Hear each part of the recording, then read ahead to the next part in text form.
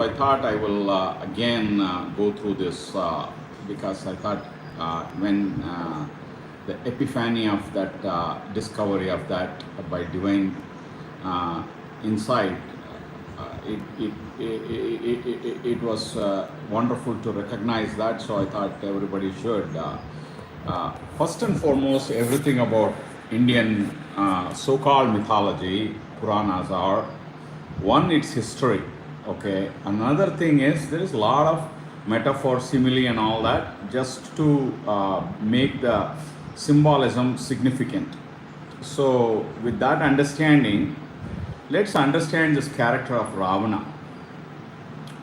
So he was an Rakshasa, and some say even Rakshasa and Asuras are not the same kind. But that is like calling a crocodile is different from alligator and all that. So let us not dive into those finer details. But the fact is that Ravana was manifestation that believed that the very manifestation can be scaled to the highest and become the highest. That is basically bloating the ego to the universal level. In fact, when we talk about Ravana, another character that should come in your mind is Bhishma. What is this? Shankar is comparing Ravana to Bhishma, someone might say, but hear me out. Bhishma was on the side of Dharma, or what he had understood as Dharma. There were some misconceptions of Dharma. Eventually, he recognizes that, and Krishna gives him that insight. By the time Bhishma Stuti has happened, as per the Bhagavata Purana, he is fully realized, and as a tapasya, he waits through the entire Dakshinayana to wait for the Uttarayana to be born to relieve himself from this physical existence. And in fact, he wants to be a gopi, a consort to Krishna eternally. That is all bhava. That is all bhava. Bhava meaning it's your attitude, how you would like to recognize the consciousness. But also is the fact that Bhishma at once upon a time wanted to challenge the supreme that he wanted to have that play in, to fight even Krishna, whom he adored, whom he lovingly called as Lord Vasudeva, but still he wanted to challenge him because he believed in himself so much. So in fact, when a friend and I, when we were discussing this, he brought a beautiful, narration there.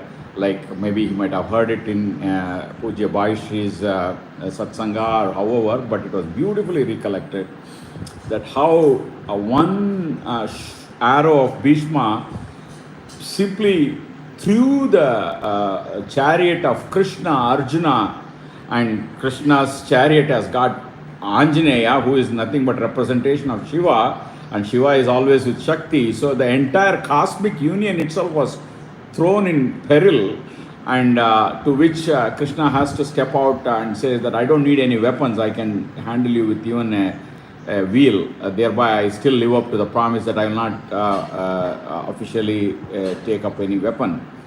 But it's all fine and detail, and that's when Bhishma says iti mati gati, well, gati is not there. Iti mati rupa kalpita is how the poem goes. But I like to say iti mati rupa, gati rupa kalpita. Here onwards, my mati, my so-called mind, the personal mind that wanted to scale up to the highest, is gone. Gati means gone. Gachati, gone. Rupa kalpita. Rupa is all form. Nama rupa. All this existence drama is gone. Kalpita, kalpana, kalpita, sankalpa. All that is all wishful thinking. Everything is gone. I am done, Lord. And the posture that Bhishma takes in front of the valorous Krishna is so beautiful that he is ready to face the Lord's wrath. Let's get that. How many have done that? Even Narasimha, being ripped apart, did not face the wrath of the Lord like that. Take of anybody. Ravana We'll come to that. That is the starting of this whole point. But there was this Bhishma had a different recognition and different understanding. Ravana, on the other hand, said, I will set aside everything and I will scale myself to the highest. In fact, other day when I was listening to Vishaka Hari's, and she said it in a very comical and beautifully. What kind of bhakta is he? He will go and shake up his guru's abode. Forget that he could do that and what Shiva did. He just pressed his toe and then, and then Ravana was put back in his place. That's all finer detail. What kind of bhakta are you? You will go and shake up your guru's living place? Kailasa, let's get this. What kind of an ego you are? His ego was so bloated, and that's when JK says, ego, even patriotism is a bloating of one's ego, and which is a fact. So let us not mix up Vyavahara Satya and Parama Satya here. Let us get this truth clearly. So here was what Ravana was mistaken. He believed that his manifestation, which could live many, many thousand years. They say Ravana lived for many thousand years. So he felt that he has reached that permanency. But the permanency is awareness. He might be Vedic, but he did not get any of the Upanishads and all that fundamentals. He might be a Brahmana, but he didn't get all that.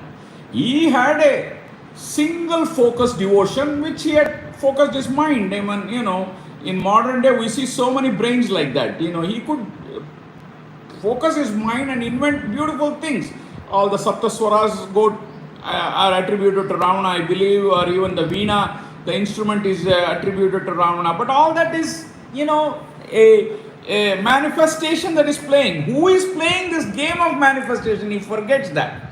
But there is a behind story that Ravana himself is an outcome of being in proximity of Vishnu. He was once Vijaya Jaya, great devotees, brothers, and then they are cursed by the Jnani kids of Brahma, who wants an audience with the consciousness supreme Mahavishnu, but these guys being the Dwarapalakas stop them, and then they are cursed for eternity, and then Vishnu modifies that curse and gives them 3 lifetimes of being enemies, Hiranyakashipu Hiranyaksha, Ravana Kumbhakarna, and then there is the third one which is Shishupala and Dandavakara or something like that.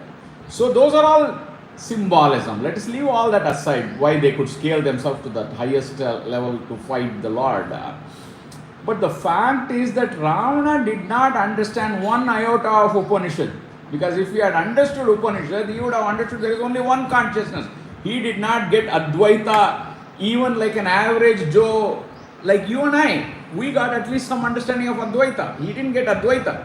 If he had got Advaita clearly, he wouldn't have been doing all this crap, whatever he did. Symbolism again.